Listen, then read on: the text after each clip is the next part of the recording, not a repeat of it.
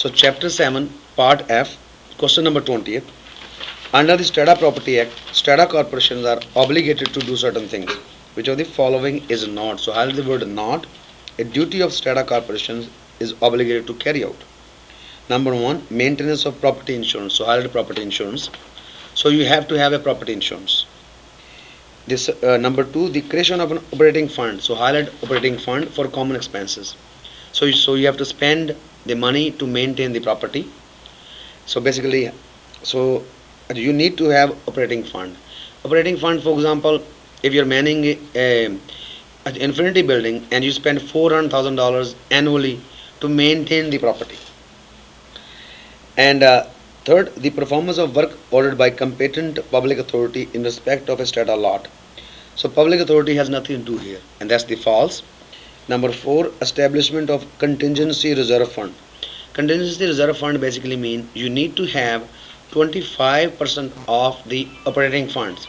If the operating funds are $400,000 annually, so need to have 25% of that, which is $100,000, into the contingency reserve fund to use that money in case there is a leakage or major problem in the building.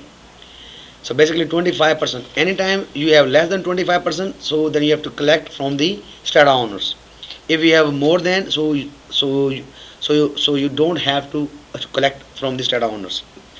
So basically means you need to have 25% of the operating funds into the contingency reserve fund. So the answer is third here. Then we go from 20th to question number 23rd. Jane purchased a condominium on the understanding the pets were permitted by the bylaws of Strata Corporation. Later the corporation passed a bylaw prohibiting any owner, so highlight prohibiting any owner from keeping any animal on his strata lot.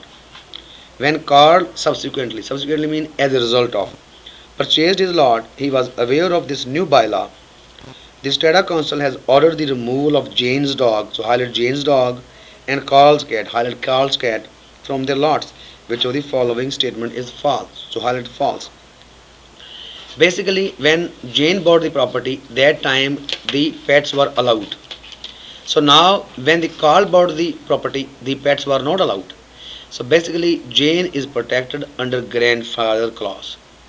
Carl can't keep the pets because that time the pets were not allowed. So if we go to number 1, Carl must remove his cat. The bylaw is enforceable against him. That's true.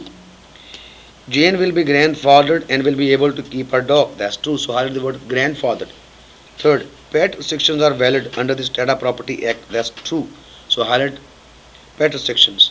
Number 4, the schedule of standard bylaws allows an owner one dog, one cat. Therefore, Carl and Jane can keep their dogs. That's false.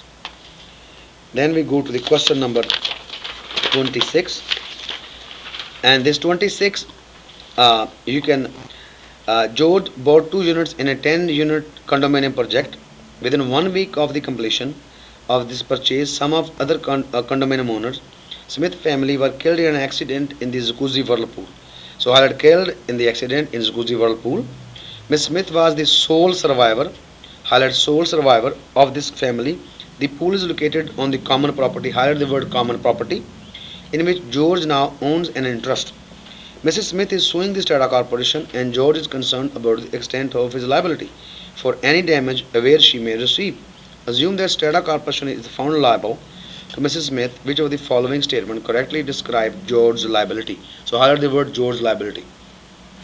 The biggest disadvantage you can have in the Strata property is if somebody else has committed a blunder, any losses they incurred is shared among all proportionally the unit you own, and that's the biggest disadvantage of owning the strata properties.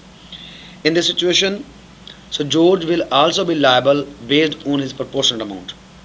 So number 1, George must pay his proportionate liability for any judgment registered against the common property of the strata corporation. That's true. George will owe Mrs. Smith absolutely nothing. That makes it wrong. The Strata Property Act requires, the Strata Property Act requires the Strata Corporation to pay out Mrs. Smith's judgment from its contingency reserve fund. George will pay only makes it wrong. And only the proportionate share of any left amount makes it wrong. So he's paying his proportionate, but not the left amount. So the left makes it wrong here. Fourth, because George has not owned the unit for a minimum of 2 weeks, that's wrong.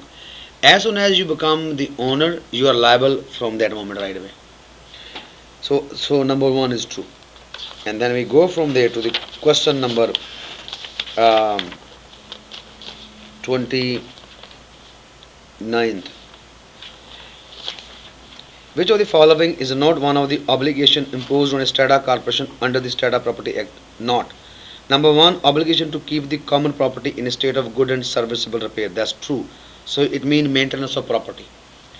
Number two, obligation of maintain liability insurance of no less than 5 million. That's wrong. It's based on the property value. So this is false. The obligation to establish a contingency reserve fund. That's true. You need to have a reserve fund. Number four, obligation to establish a fund for payment of administrative expenses. Means you need to have operating fund. That's true. So number two is the false. And that's it for this part.